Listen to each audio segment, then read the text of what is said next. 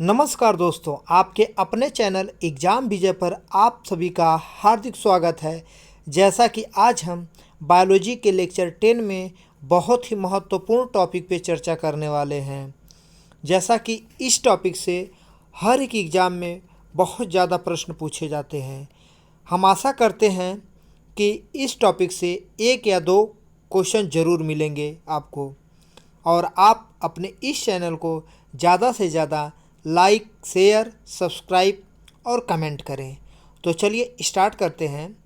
यह है जंतु जगत, द एनिमल किंगडम। इसको दो पार्ट में डिवाइड किया गया है।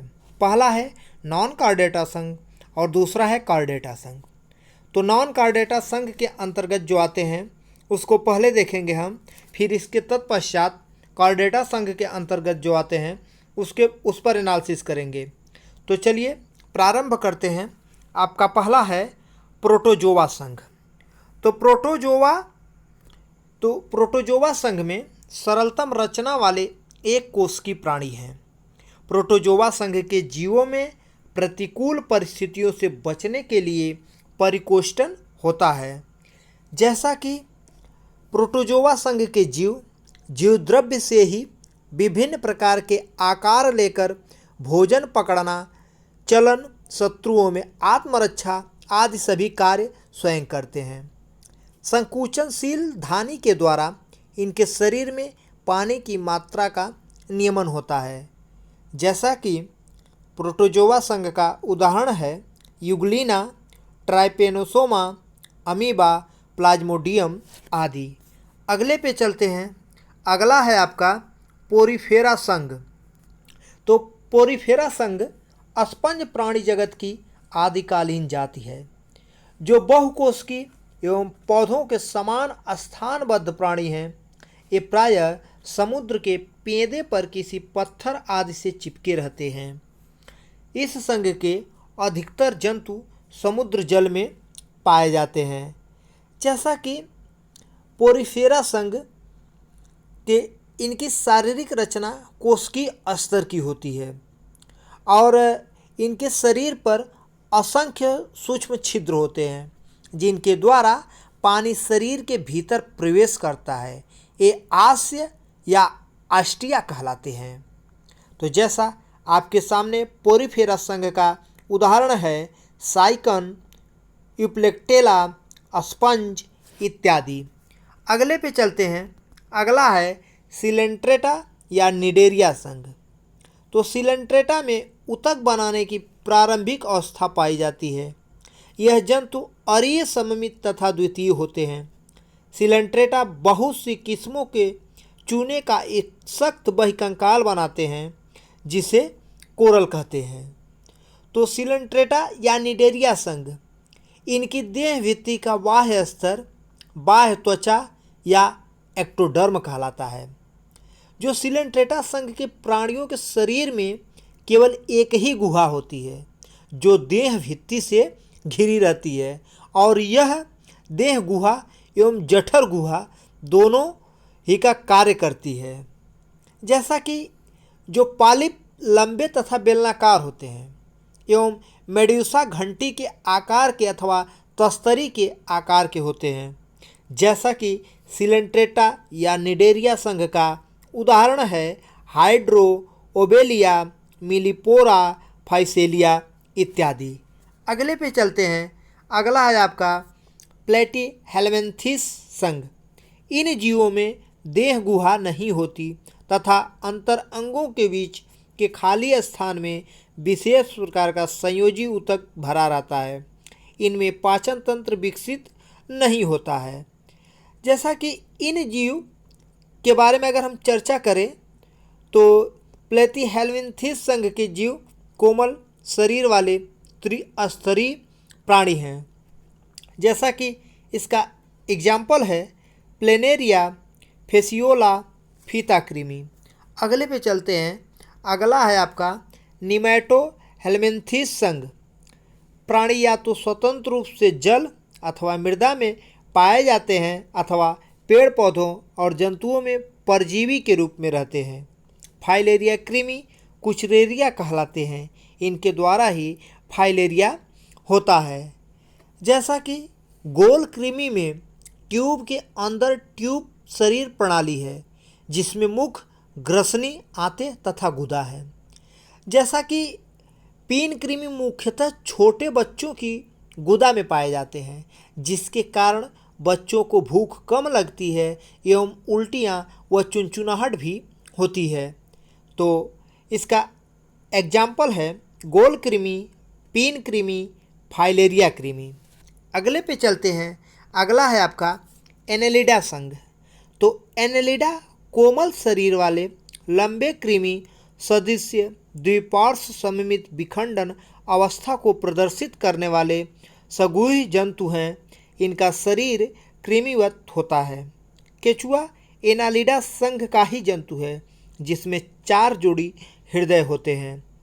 जैसा कि उत्सर्जन एक्टोडर्म की बनी हुई विशेष कुंडलित नलिकाओं द्वारा होता है जो नलिका विक कहलाती है और इनका आहार नाल पूर्णतः विकसित होता है तथा श्वसन की क्रिया त्वचा एवं क्लोम के द्वारा होती है।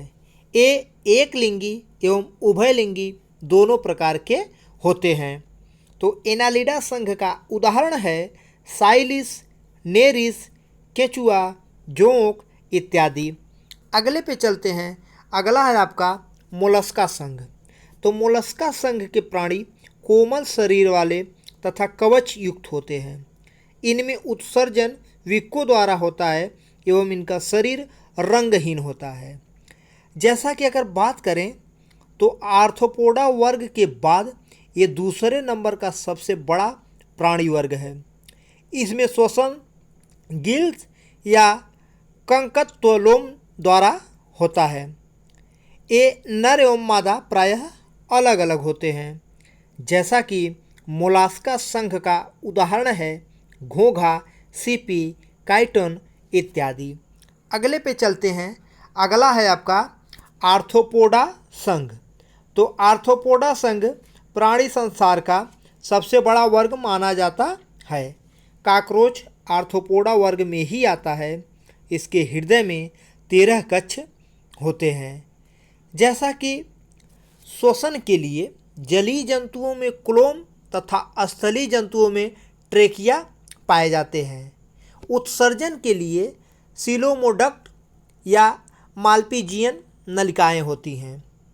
यह प्रायः एक लिंगी होते हैं एवं निषेचन शरीर के अंदर होता है।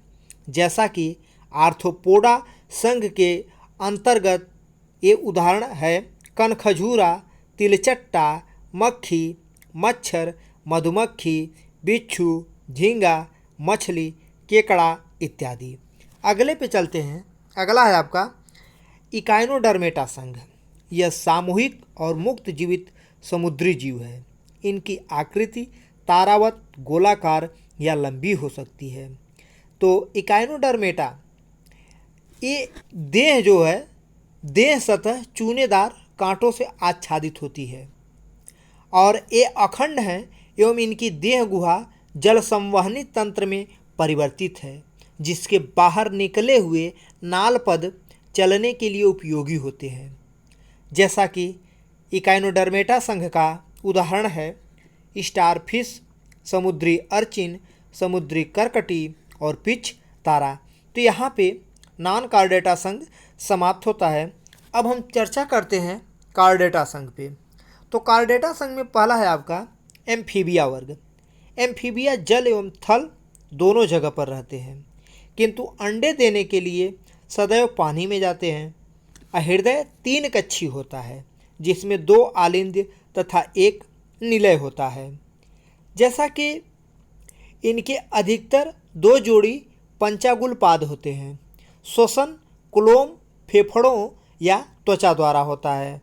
तो एम्फीबिया वर्ग का उदाहरण है मेढक, टोड, वृक्षमंडूक, नेक्टयूरस। अगले पे चलते हैं। अगला है आपका रेप्टिलिया वर्ग। जैसा कि रेप्टिलिया वर्ग को अंतर्गत रेंगने वाले जीव आते हैं। रेप्टाइल्स प्रथम एमनियोटिक पृष्ठवंशी हैं जिनमें अनिश्चित काल तक पानी के बाहर रहने की क्षमता होती है। ये अधिकतर स्थलीय हैं और उष्ण क्षेत्रों में होते हैं। जैसा कि उदाहरण है भित्ति छिपकली, गिरगिट, उड़न छिपकली। अगले पे चलते हैं। अगला है आपका पक्षी वर्ग।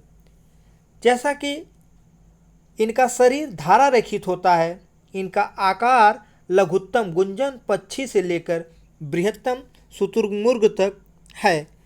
जैसा कि कंकाल हल्का एवं वातिल अस्थियों का बना होता है।